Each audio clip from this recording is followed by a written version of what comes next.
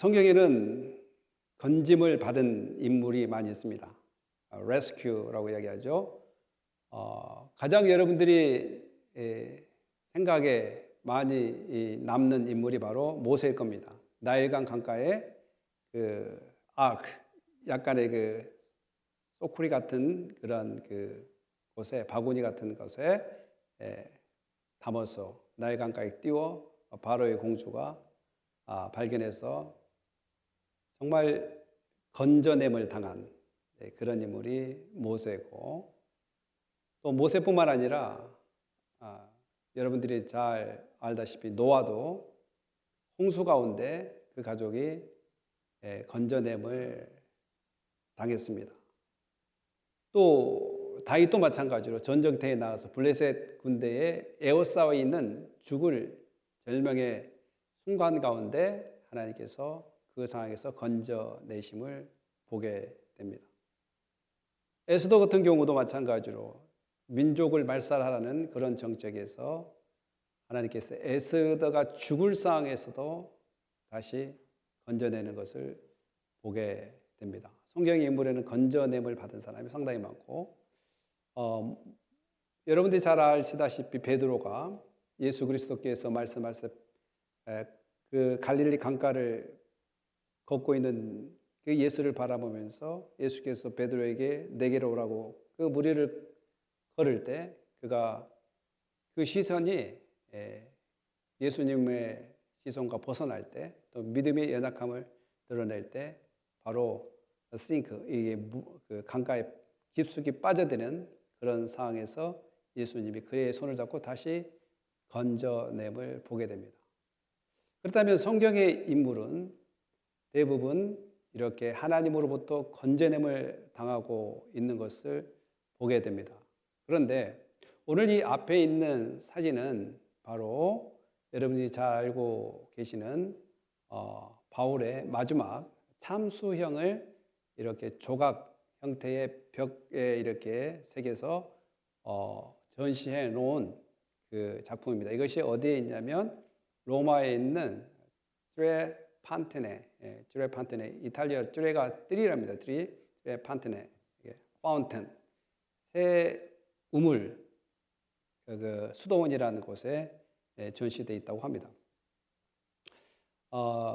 제가 갔을 때는 저걸 못 발견했어요. 근데 그래서 사진을 찍지 못했는데 제가 구글에서 찾아고 왔는데, 근데 여러분들이 잘 아시다시피 사도행전 28장에서는 바울이 1차 감옥에서 약 2년간 재판을 받고 있는 과정만 나왔지 다시 또 수감돼서 재판을 받는 기록은 찾아볼 수 없습니다.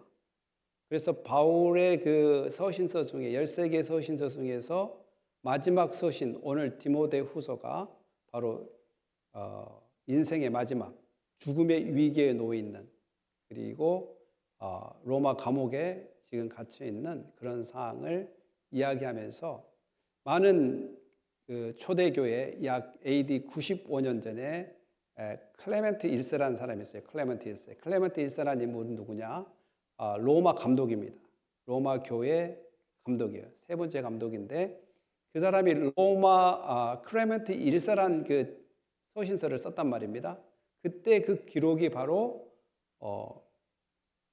바울이, 성경에는 나오지 않지만 바울이 참수되어 죽었다라고 기록되어 있습니다. 그리고 클레멘스 1세뿐만 아니라 유세비우스 4세기 교회 역사가 유세비우스도 마찬가지로 바울은 참수되어 죽었다. 3세기의 어거스틴이라는 사람도 마찬가지로 그의 주석을 쓰면서 바울은 참수돼서 죽었다. 이런 기록이 초대교회 교부, 그러니까 클레멘트 1세 같은 경우는 바울과 같은 세대에 살았고 그 상황에서 같이 있었습니다. 그래서 클레멘트 1세 그 교부는 바울의 제자이면서 또 베드로의 제자, 두 사람의 영향을 받고 믿음이 자랐던 그런 로마 교회의 초대 교부였습니다. 그 사람의 기록된 책에서 바울이 참수됐다는 것을 보게 됩니다. 그렇다면 오늘 레스큐란 그 제목과 이 앞에 나온 이 지금 그 로마 군병이 칼을 가지고 바울의 그 목을 자르는 그 장면인데 그 칼이 원래 있는데 그 칼은 진짜 그 철로 만들었는데 누가 잘라가지고 가져가 버렸어요. 그래서 지금 저렇게 칼은 안 보이고 지금 위에 손 뭔가 돌을 든 것처럼 뭔가 다른 거 장비를 든 것처럼 하는데 이 칼입니다, 칼. 그런데 이제 이 장면을 보면 도대체 왜 rescue, 왜 건짐이란 단어를 바울은 사용하는가? 오늘 이 본문을 통해서 우리가 발견해야 될 것은 이 죽어야 될 상황에서 건짐이 아니라 죽어야 될 상황에서 믿음을 지켰다는 의미로 rescue란 말이에요. 이렇게 죽고 또한 아무 사람들이 동조해 주지도 않고 함께해 주지도 않고 그냥 로마 그 돌로 대리석으로 화강암으로 지어진 그 지하 감옥에서 차가운 그곳에서 갇혀 있다가 저렇게 참수를 당하면서 건짐이란 이야기를 했다는 것은 바로 다시 한번 이야기하지만 그냥 일시적인 죽음을 벗어나는 것이 아니라 이런 죽음에도 불구하고 나의 믿음을 지켰다. 이것이 바로 우리를 구원했다. 또한 바울 자신이 건져냄을 당했다. 이렇게 고백하는 것을 말씀을 통해서 발견하게 됩니다. 오늘 말씀을 통해서 우리가 더 깊이 알아야 될 것은 바울이 지금까지 13개의 서신서를 쓸 때 대부분 복음에 대해서 이야기했고 또한 복음을 증거할 때 어려움, 또한 복음을 통해서 많은 사람이 회개하고 또 우리가 무엇을 증거해야 될지 이런 것들에 대해서 많은 이야기를 했단 말이죠. 그런데 오늘 본문은 그의 마지막 서신서 마지막 부분에 바울이 삶이 어떤 삶이었는가 개인적인 그 인간의 면을 많이 살펴볼 수가 있습니다. 복음을 증거하고 고난 가운데 하나님의 일을 한 그런 스토리만 보다가 개인적으로 그가 어떤 상황에 처해 있고 개인적으로 무엇을 부탁하고 어떤 상황에서도 이렇게 건져냄을 당했다라고 고백하는지 오늘 말씀을 통해서 우리가 발견하고 우리도 어떠한 상황 가운데서도 하나님께서 분명히 우리를 건져낸다는 확실한 믿음, 곧 오늘 사사로운 어떠한 감정이나 사사로운 어떠한 상황과 처지에서도 나는 흔들리지 않는 믿음으로 주님 오실 그날까지 하나님께서 도우실, 구원하실 확신을 가지시기를 예수님의 이름으로 축복합니다. 오늘 보면 너는 어서 속히 내게로 오라 이렇게 이야기합니다. 지금 여러분들이 이제 보면 아시겠지만 여기가 이제 로마란 말입니다. 로마고 이 편지를 이 에베소 여기다가 썼단 말이죠. 디모데에게. 그런데 여기에서 지금 여기에 있는 디모데에게 빨리 이쪽으로 오라는 겁니다. 이쪽으로. 여기 로마 감옥으로. 그것도 빨리 오라는 거예요. 빨리. 왜 빨리 오라고 하느냐? 그러니까 몇 가지 이유를 씁니다. 데마는 이 세상을 사랑하여 나를 버리고 데살로니가로 갔고, 데마라는 인물은 여러분 골로새서에서도 나오고 빌레몬서에서도 나옵니다. 마가 누가와 함께 아주 열심으로 복음을 증거하고 바울과 동행했던 인물입니다. 동행했던 인물. 그런데 데마가 이 세상을 사랑하는 나를 버리고 데살로니가로 갔고, 그런데 그 인간의 연약함이 있습니다. 데마가 바울을 바라볼 때 답이 나오잖아요. 앞으로 살 것 같지도 않고 바울이 전한 복음은 정말 파워풀 있게 보였는데 결국 저렇게 차가운 감옥에서 있다가 죽을 상황에 놓여 있고 또 자기도 지금까지 따라다녔는데 고통과 고난만 이 부흥이 되는 것도 한순간 이렇게 계속 되면 막 힘이 나지 않겠어요? 초대교회 그 바울이 복음을 증거할 때 베드로가 처음에 복음을 증거할 때 3,000명, 5,000명이 회개하고 돌아왔다라고 이야기하지만 그 다음부터 그런 이야기가 없어요. 대부분 고난받고 고통받고 밖에 없습니다. 고난받고 고통받고 그러면서 복음을 증거하는. 그래서 여기서 이제 세상을 사랑하다 이거는 코스모스가 아니라 이 자연을 사랑하다가 아니라 세상적인 이치를 사랑하는 거예요. 세상적인 원리를 사랑하는 거예요. 여기서 세상을 살아가다 할 때 세상적인 원리를 사랑하니까 고통당하고 있는 바울, 뭐 힘있게 뭔가 파워를 발휘하지 못할 것 같은 이 복음 계속 붙잡고 있어야 되는가? 원어적으로 본다면 그래요. 아이러니라고 해가지고 사상, 세상에서 흐르는 사상, 그러한 흐름, 이것에 사랑을 한다는 거예요. 그래서 그걸 사랑해서 이제는 바울의 그 동역자로서의 삶을 접고 데살로니가로 갔다고 이야기합니다. 데살로니가는 여러분들이 잘 아시다시피 여기에서 로마에서 데살로니가 이리 갔다는 거예요. 여기가 불가리아가 됩니다. 현대 불가리아죠. 데살로니가로 지금 나라가 있습니다. 여기 있고 이쪽으로 갔다 이렇게 이야기합니다. 그리고 바울의 곁에는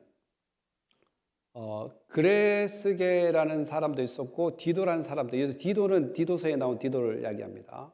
그 디도는 이미 디도서는 바울의 서신서 중에 하나인데 디도는 아들 같은 디도라고 이야기합니다. 크레데 섬에서 이 섬에서 목회를 처음 했습니다. 목회를 하다가 다시 합류해서 디도는 어디로 가냐면 딜마디아로 갑니다.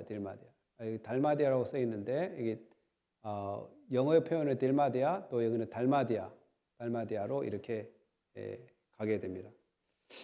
달마디아로 이렇게 가고 이렇게 다 흩어지게 됩니다. 그런데 디도나 그레스겔 같은 경우는 갈라디아 이쪽으로 갑니다. 그러니까 로마에서 달마디아로 가고 로마에서 데살로니가로 가고 로마에서 갈라디아로 이렇게 다 흩어지게 되는 거예요. 그러니까 그레스겔이나 디도는 배신해서 갔다고 이야기하지 않고 여기는 언급이 없습니다. 그런데 보통 갔다라고 표현할 때 사역을 연장시키는 의미로 이렇게 갔다라고 이렇게 표현합니다. 그런데 단지 데마만 세상을 사랑하여 나를 떠났다, 이제 이렇게 떠난 것과 같다라고 표현은 다른 겁니다. 그래서 복음을 증거하러 이렇게 갔다라고 있습니다. 그런데 그러면 로마에 누구만 남아 있냐? 누가만 나와 함께 있다. 근데 여기서 잘 알아야 될 것은 바울은 곁에 대표적인 인물을 지금 이야기하면서 이 사람이 남아있다 그러지, 또 주위에 형제자매들이 있습니다. 형제자매들이 있습니다. 나중에 보면 나옵니다. 형제자매들이 옆에 있지만 대표적인 인물들, 같이 동행하고 사역을 같이 했던 사람들 중에 누가만 남아있다, 이렇게 이야기합니다. 그럴 때 누가만 나와 함께 있느냐, 너가 올 때, 그러니까 바울이 디모데, 에베소에서 사역하고 있는 디모데를 자기 있는 곳으로 오라고 이야기하면 올 때 마가를 데리고 오라. 여러분 마가 하면 잘 아시죠? 마가는 처음에 바울이 1차 선교 여행 때 같이 갔습니다. 마가하고 바나바 같이 갔는데 바울과 바나바, 마가 이렇게 같이 갔는데 퍼가에서 이 지역에서 퍼가 이 지역에서 그냥 마가는 다시 리턴해가지고 떠나버립니다. 같이 동행하지 않습니다. 나중에 기분이 바울이 엄청 상해가지고 2차 전도여행 때는 마가를 데리고 가지 않습니다. 그리고 그 대신 바나바가 마가를 이렇게 케어하고 나중에 그 중간에서 다시 회복이 일어나서 좋은 관계로 회복되어진 것으로 나중에 보면 나타납니다. 그러나 다시 이제는 그 1차 전도 때 그렇게 안 좋았던 관계가 다시 마지막에는 그 마가를 데리고 오라고 이야기합니다. 여기서 마가는 마가복음을 쓴 이 마가입니다. 그 마가를 데리고 오라고 이야기합니다. 그가 왜 와야 되냐? 바울이 로마에서 복음을 증거하고 사역을 하는데 상당히 도움을 줄 수 있는 사람이라고 이야기하고 있는 것을 보게 됩니다.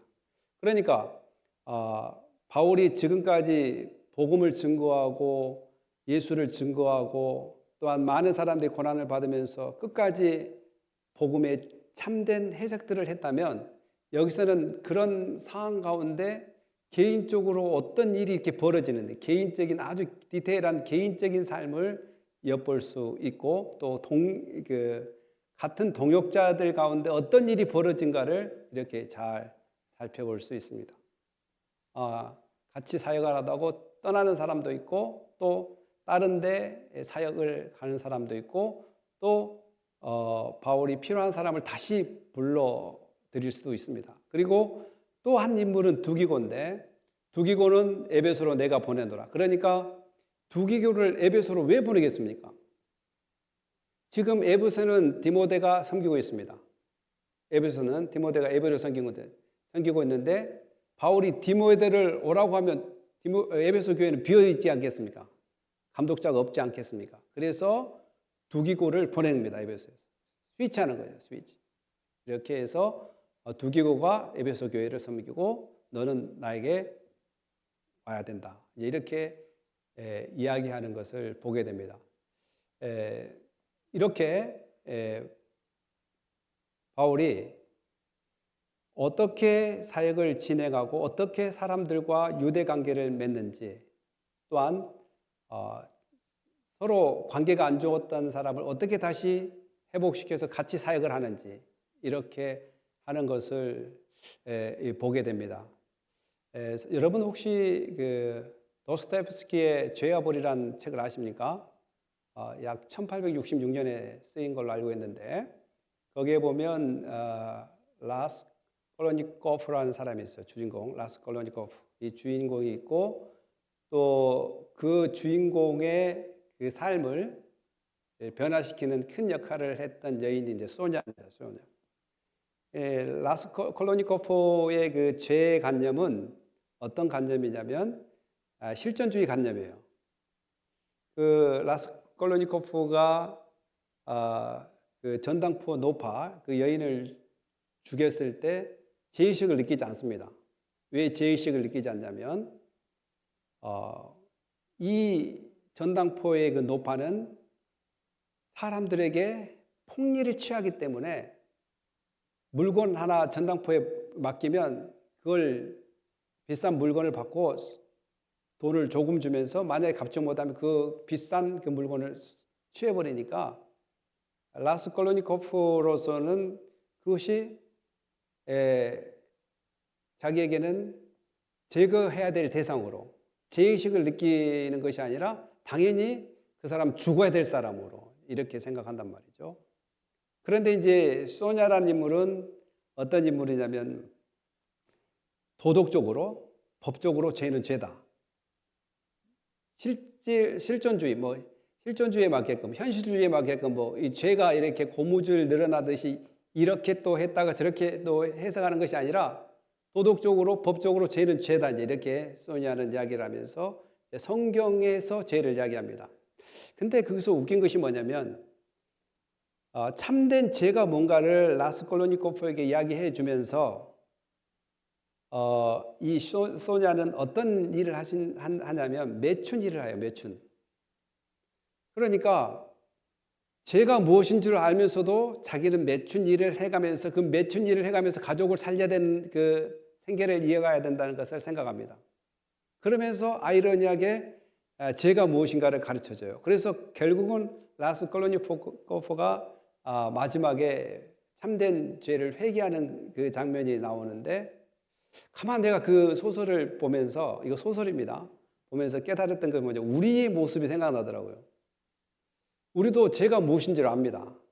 그리고 죄에 대해서 이야기하고요. 그리고 회개도 하고요. 그리고 남에게 죄가 무엇인가를 가르치기도 합니다. 그리고 믿지 않은 영혼들에게 죄로부터 회개하라고 이야기합니다. 그런데 여전히 저도 죄를 짓고 있다 이 말이죠. 그러니까 소냐도 마찬가지로 그 매춘 일을 하는 것이 죄인데 그 죄를 저지르고 있으면서 죄가 무엇인가 이야기하고 죄를 지면 안 된다는 잘못된 죄의 관념을 바로 잡아주지만 여전히 자기도 죄를 짓고 있는 그 모습을 볼 때 우리의 모습을 보고 있는 것을 발견하게 됩니다. 그런데 이러한 이 인간의 복잡 다양한 가운데 결국은 하나님께서 선하게 통치해 나가신다는 것을 발견하게 됩니다. 우리가 생각했을 때는 정말 막 복잡하잖아요. 어떻게 매춘녀가 참된 죄가 무엇인가를 가르쳐주고 자기 회개했다고 이야기하는데 여전히 매춘 일을 하고 있고, 우리도 마찬가지로 죄가 무엇인 줄 알고 죄가 잘못됐다고 이야기하지만 여전히 죄를 지면서 살아가고 있고, 그러면 도대체 참된 것이 뭘까? 참된 회개가 뭘까? 이런 걸 생각하면 인간이 인간을 바라볼 때 답이 나오지 않고, 그런 가운데서도 하나님께서는 인간을 사용하시고 역사해 가는 것을 보게 됩니다. 오늘 바울이 사역을 열심히 하면서 어떤 사람은 떠난 사람이 있고 뭘 가져와라 갖다 와라 이렇게 배치하면서도 어떻게 보면 바울은 너무 이기적이다. 세상에 사랑하는 아들 같은 디모데를 보기 위해서 저 먼 거리를 오라고 하면 너무 이기적이지 않아요? 그리고 교회 에베소 교회도 바쁠 텐데 왜 오라고 그러는 거예요? 왜? 선교사가 그래도 되는 거예요? 이렇게 이야기할 수도 있습니다. 그런데 모든 사람들의 그 비판하는 시선으로 보면 이해가 되지 않습니다. 아까 제가 이야기한 왜 소냐가 라스콜로니코프의 그 죄를 가르치면서 자기는 매춘 일을 계속하냐, 그러면서 회개한다고 이야기하느냐, 이해가 안 된 것처럼 우리가 이 모든 사역적인 측면에도 어떤 시선을 바라보고 있느냐에 따라 정작 자기도 죄를 짓고 있는 것을 발견하지 못하고 자기의 생각은 옳고 사역은 정말 불공평하다, 좀 뭔가 좀 이상하다, 이렇게 바라볼 수가 있습니다. 그런데 우리가 여기서 발견한 것은 뭐냐면 하나님이 이 인간의 그 연약한 그 모습 가운데, 그 관계 가운데 하나님은 일을 해 나가시더라라는 것입니다. 그러니까 인간의 연약함, 인간의 완벽하지 않은 모습 가운데 하나님께서 이 상황과 처지를 모든 것들을 인도해 나가고 선하게 하나님께서 판단할 그때가 있으니 우리는 그 선하신 하나님이 온전히 판단한 것을 믿고 우리는 선한 일에 동참해야 될 줄 믿습니다. 그것이 이제 나중에 나와요. 나중에 나와요. 아니 세상에 저 먼 거리에 옷을 가져오라고, 가죽 종이에 쓴 책을 가져오라고 막 그러니까 내가 이제 주석적으로 보니까 어떤 사람들은 정말 바울은 이기적이다, 이렇게 쓴 사람이 있어서 하게 하는 거예요. 예. 그냥 에베소 교회 사역 잘하라고 하지 디모데가 자기 종인가? 하나님의 종이지. 얼마든지 생각해 볼 수 있는 거예요. 우리도 교회도 그런 일이 벌어지지 않습니까? 목사가 뭐 한마디 시키면 목사님은 세상에 자기가 가지고 갔다 와야지 왜 시켜? 성도가 자기 종인가? 예수님의 종이지. 이런 것들도 얼마든지 일어날 수 있는 일이죠. 그런데 폭넓게 보자는 거예요. 폭넓게. 이 상황 가운데, 질서랑 가운데 하나님께서 어떻게 일해 나가시는가, 이런 절차를 통해 이런 상황 가운데서도 하나님은 하나님의 선한 복음이 선포될 수 있도록 한다는 것을 발견하게 될 것입니다. 그리고 바울이 또 이런 이야기를 해요. 나는 참 이 성경이 신기해요. 신기한 것이 뭐냐면 이 말이죠. 디모데야, 올 때 조심해라. 이 알렉산더라의 세공업자인데 카퍼 스미스, 이게 구리를 제조하고 이렇게 하는 그 테크니션인데 걔 조심해라. 바울도 그러더라고요. 걔 조심해라. 왜 조심해야 되냐면 내가 해를 많이 입었다, 그 카퍼 스미스에게, 그저 알렉산드리아. 주께서 그 행한 대로 분명히 갚으시리라. 이것을 보면서 사역을 할 때나 모든 것이 일 때나 설명이 안 되는 사건들이 많이 있어요. 이거 설명해서 될 일이 아니에요, 때로는. 그리고 설명해서 이게 이해할 일도 아닐 때가 많이 있습니다. 그런데 바울은 디모데에게 되게 조심해라. 왜냐하면 우리가 전한 메시지에 대해서 왜곡하고 또 잘못 전파하고 잘못 인식하고 대적한다. 그래서 그 사람을 조심해야 된다. 로기아, 말씀을 증거한 것, 메시지에 대해서 반항을 한다는 거예요. 해가 많이 입었다. 그런데 조심하되 원수는 갚지 마라. 원수는 갚지 마라. 분명히 그가 주께서 그 행한 대로 그에게 갚으시리라. 원수 갚는 일은 누구한테 있어요? 하나님께 있다라는 것을 발견하게 됩니다. 다윗도 이렇게 시편 62편 12절에 이렇게 써 있어요. 우리 다 같이 한번 읽어볼까요? 시작. 주의 인자함은 주께 속하오니 주께서 각 사람의 행한 대로 갚으심이니이다. 아멘.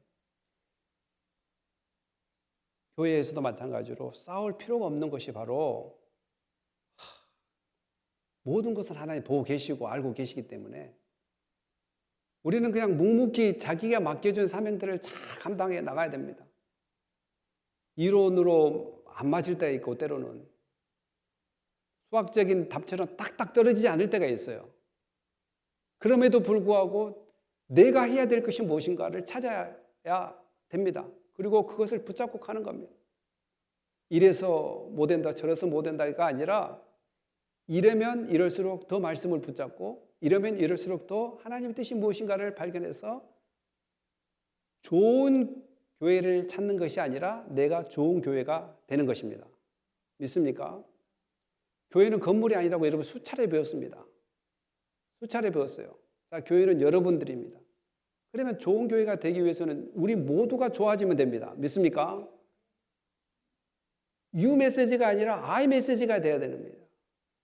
모든 것은 누구한테 있다? 나에게 있다는 거예요. 나에게. 내가 어떠한 조직에서 좋은 사람이 되면 그 조직은 나로부터 좋아질 수 있습니다. 그러니까 모든 것은 하나님께 맡기라. 내가 뭔가를 원수를 갚거나 뭔가를 하려고 하지 말고 내게 맡긴 사명을 꽉 붙잡고 하나님이 주신 사명대로 나가는 것이 지혜로운 신앙입니다. 그래서 너도 그를 주의하라. 그가 우리 말을 심히 대적하였다. 또 다윗도 시편을 통해서 주께서 각 사람 행한 대로 갚으신다 라는 것입니다. 그래서 여러분이 해를 당하고 손해를 당하고 그런 것에 대해서 마음은 좀 아플 수도 있어요. 주의 영광을 위해서 해를 당할 때도 있고 손해를 당할 때도 있고 심지어는 빚을 질 때도 있습니다. 근데 이 모든 것은 하나님이 보고 계십니다. 그리고 내가 악을 행했으면 행한 대로 또 받게 될 수도 있습니다. 그래서 우리가 모든 것을 참고 인내하고 하나님의 행하실 일들을 바라보면서 오늘도 하나님의 뜻에 맞는 삶을 살아가야 됩니다. 그것이 바로 바울은 건짐을 이야기합니다. 오늘 2절 한번 읽어보고 16절 읽어볼까요? 시작. 내가 처음 변명할 때 나와 함께 한 자가 하나도 없고 다 나를 버렸으나 그들에게 허물을 돌리지 않기를 원하노라. 주께서 내 곁에 서서 나에게 힘을 주심은 나로 말미암아 선포된 말씀이 온전히 전파되어 모든 이방인지 듣게 하려 하심이니 내가 사자의 입에서 건짐을 받았느니라. 아멘. 아까 바울이 디모데에게 하나님은 갚으실 것이다. 행한 대로 악을 행했으면 갚으실 거다 이야기하면서 또 바울 자신도 허물을 돌리지 않겠다. 자기도. 지금 여기서 내가 처음 변명할 때가 지금 이것은 변명이라기보다는 변론이라고 이야기해야 할 겁니다. 왜 변론이라고 해야 되냐면 지금 코르트에 갔습니다. 재판장 앞에 서서 1차 재판은 보통 로마에서는 오리엔테이션 합니다. 어떻게 재판이 진행되고 어떤 재판 날짜를 잡고 이런 것들이 진행된 날이에요. 디펜스, 자기를 변론하고 자기에 대해서 방어권을 행사하는 그런 날로서 첫날을, 그래서 첫 번째 변명의 날 때 한 명도 자기와 같이 해준 사람이 없었다는 거예요. 로마 감옥에서 있어서 판사 앞에서 재판을 받아야 될 상황에 한 명도 같이 있어준 사람이 없었다. 그러나 그들에게 허물을 돌리거나 탓하지 않겠다 이 말이죠. 모든 것은 누가 보고 계시기 때문에 하나님이 보고 계시기 때문에 그리고 하나님이 함께하기 때문에 라고 17절에 주께서 내 곁에 서서 나에게 힘을 주심은 나로 말미암아 선포된 말씀이 온전히 전파되어 모든 이방인들에게 하려 하심이니 내가 사자 입에서 건짐을 받았느니라. 바로 그 재판장 앞에서 바울은 대부분 무슨 조건으로 삼았냐면, 무슨 상황으로 삼았냐면 복음의 기회로 삼았습니다. 복음의 기회. 재판장 앞에서 내가 왜 이렇게 로마까지 왔게 되고 왜 그들로부터 고소를 당했는지 바로 복음을 위해서 그랬다는 것. 그래서 그 복음이 재판장 앞에서 증거될 때 그럴 때는 모든 사람들이 듣고 또 이 기록된 그 재판 기록은 모든 사람이 열람해서 그들이 예수를 믿는 좋은 기회로 삼았습니다. 그래서 재판을 받을 때도 원망하거나 남에게 탓을 돌리지 않고 복음의 기회를 삼고 더 나아가서는 그 상황 가운데도 하나님께서 함께 해 주신다는 것을 믿었습니다. 여러분, 하나님께서 여러분들과 함께 하심을 믿습니까? 분명히 하나님은 바울에게만 함께 하지 않고 여러분들도 복음을 증거하다가 해를 당할 수도 있고 또 복음을 증거하다가 또한 하나님 영광을 돌리다가 오해 살 때도 있고 또 하나님의 영광을 위해다가 또한 손해를 볼 때도 있습니다. 그러나 그때도 하나님께서는 여러분들과 함께 하심을 믿으시기 바랍니다. 또한 교회 일뿐만 아니라 세상을 살아감에 있어서도 사람 관계 가운데, 사업 관계 가운데, 직장 가운데 어떠한 상황도 여러분들이 하나님의 영광을 위해서 열심히 일하는 곳, 하나님의 영광을 위해서 열심히 사업하는 그곳에서도 하나님 분명히 여러분들과 함께 하심을 믿으시기 바랍니다. 사람은 떠날 수 있어요. 배신할 수 있어요. 또한 사람은 자기의 유익에 따라 세상의 원리에 의해서 대마처럼 다 떠날 수도 있지만 하나님만큼은 여러분을 떠나지 않습니다. 바로 하나님은 여러분이 어려움에 있을 때, 고통 가운데 있을 때 마치, 이거는 비유법입니다. 마치 비유법. 사자의 그 입에서 정말 곧 물 것 같은 사자의 입에서 건져냄을 이렇게 고백하는 것을 보게 됩니다. 실제로 다니엘은 사자의 그 먹잇감으로 던져졌을 때 하나님께서 천사를 동원해서 사자의 입을 막아버립니다. 그래서 실제로 하나님께서 다니엘을 사자의 입에서 구해냅니다. 마찬가지로 바울도 실제로 사자가 먹는 것은 아니지만 그와 같은 비유법을 통해서 어떠한 상황에서 어려운 상황에서 마치 사자가 나를 삼키려고 하는 그런 상황에서도 하나님은 건져주신다라는 사실입니다. 그런 하나님이 우리 하나님이고 여러분의 하나님이란 것을 굳건히 믿으시기를 예수님의 이름으로 축복합니다. 그래서 시편 22편 21절도 다윗도 이렇게 고백합니다. 다 같이 한번 읽어볼까요? 사자 입에 시작. 사자 입에서 나를 구원하소서. 주께서 내게 응답하시고 둘소의 뿔에서 나를 건지소서.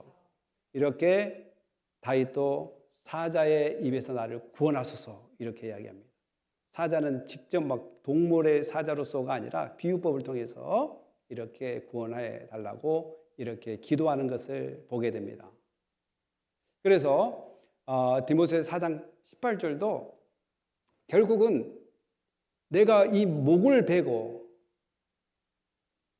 beheading, 이 목을 참수를 당한다 할지라도 내가 생명의 복음을 저버리지 않고 또한 벗어 던지지 않고 끝까지 그 복음을 붙잡았던 그 은혜의 건짐을 다시 한번 고백하게 됩니다. 주께서 한번 읽어볼까요? 시작. 주께서 나를 모든 악한 일에서 건져내시고 또 그의 천국에 들어갈 수 있도록 구원하시리니 그에게 영광이 세세무궁토록 있을지어다. 아멘. 바로 바울이 건졌다라고 이야기한 것은 나를 어떠한 위협에서 일시적인 모면을 해줬다 이것보다는 영원한 천국에 갈 수 있는 그러한 믿음을 굳건히 지켰다는 그 건짐을 이야기하고 있습니다. 여러분, 사사로이 이 고통과 고난이 여러분들 찾아올 때가 있습니다. 믿음 때문에 생기는 고통과 고난이 찾아있고 관계 때문에 생기는 고통과 고난이 찾아올 수 있습니다. 그러나 그때 우리가 바라봐야 될 것은 예수 그리스도를 바라봐야 됩니다. 예수 그리스도께서는 하나님이시면서도 이 땅에 죄 없이 오셔가지고 우리 죄인들을 위하여 십자가에 죽기까지 하셨는데, 죽기 전에 얼마나 사사로운 그 자존심 상한 일들이 많이 있었습니까? 비웃고 옷을 벗기고 침뱉음을 당하고, 또한 채찍으로 맞아댔고, 또한 모든 사람의 알몸으로 이렇게 거리를 십자가를 메고 가야 됐던 그 모습, 또 이방인으로부터 로마 군병으로부터 조롱을 당하고 비웃음을 당하는 그런 상태에 있는 상황까지 몰려들게 되는 것을 보게 됩니다. 그래서 웬만한 사람 같으면 자존심 때문에 포기할 수도 있는데, 또한 우리가 자격이 없는데도 자격이 있는 것처럼 자존심을 내세우지만, 하나님은 그의 아들 예수 그리스도가 하나님과 동등되다고 이야기하면서 예수님은 충분히 자격이 있고 자기가 충분히 자존심을 내세울 수 있는 그러한 위치에도 불구하고 그런 것들을 하지 않고 묵묵히 하나님께서 맡기신 십자가 길을 따라가는 것을 보게 됩니다. 바로 그 십자가 길을 묵묵히 순종하고 따라갈 때 결국은 많은 영혼들을 구원하는 엄청난 은혜의 선물을 줄 수 있고, 또 예수님은 존귀 높임을 받을 수 있는 그런 놀라운 일들이 벌어지는 것을 보게 됩니다. 사랑하는 성도 여러분, 오늘 저희들도 바로 예수 그리스도께서 분명히 건지십니다. 어떻게 건지냐면 이렇게 기도하라고 이야기합니다. 우리를 시험에 들지 말게 하옵시며 다만 악에서 구하옵소서. 이렇게 기도하라고 합니다. 그렇게 기도하라고 한 이유는 뭡니까? 바로 우리를 건지시겠다는 겁니다. 시험이 들 때도, 또 모든 악한 상황 가운데서도 예수님은 분명히 여러분들을 건지시겠다라고 기도하라는 겁니다. 여러분, 힘들고 고통스럽고 또한 하나님을 믿으며 또 신앙생활을 하는 데 있어서 걸림돌이 많이 있을 것입니다. 그러나 우리가 인내할 수 있는 것은 분명히 그런 상황에 하나님께서 우리에게 피할 길을 주신다는 그 은혜의 안내가 있기 때문에 그렇습니다. 여러분, 기도하시기를 바랍니다.